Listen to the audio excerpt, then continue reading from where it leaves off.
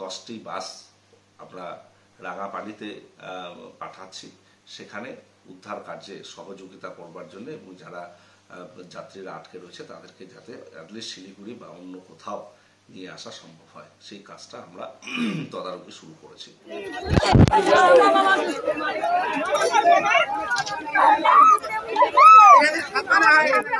আমরা খবর পেয়েছি যে কাঞ্চনজঙ্ঘা এক্সপ্রেস শিয়ালদাগামী সেই গাড়িটি শিলিগুড়ির অদূরে রাঙাপানিতে দুর্ঘটনার কবলে পড়ে। একটি মালবাহী গাড়ির সঙ্গে ধাক্কা লেগে প্রায় 2টো বগি লাইনচ্যুত হয় এবং দুমড়ে মুচড়ে যায়।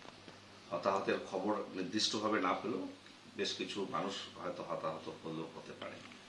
উদ্ধার কার্যের কাজ চলছে। রাজ্য প্রশাসনের পক্ষ থেকে, দার্জিলিং জেলা প্রশাসনের পক্ষ থেকে উদ্ধার কার্যে নেমেছে। পুলিশ প্রশাসনের পক্ষ থেকে উত্তরবঙ্গ রাষ্ট্রীয় পরিবহন নিগমের সঙ্গে আমার সঙ্গে যোগাযোগ করা হয়েছে বেশ কিছু গাড়ি দেওয়ার জন্য, যারা আটকে রয়েছে যাত্রীদেরকে গন্তব্যস্থলে পৌঁছে দেওয়ার জন্য।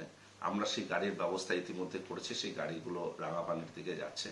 এবং আমরা আরও সিদ্ধান্ত নিয়েছি যে যদি দূরপাল্লার ট্রেনের এই লাইন বন্ধ থাকে বেশ কিছু সময় ধরে, অর্থাৎ আজকে, তাহলে আমরা কলকাতাগামী অ্যাটলিস্ট আরও 1-2টি বাসের সংখ্যা আমরা বাড়াবো, যাতে করে মানুষ নিশ্চিন্তে কলকাতা পর্যন্ত পৌঁছতে পারে।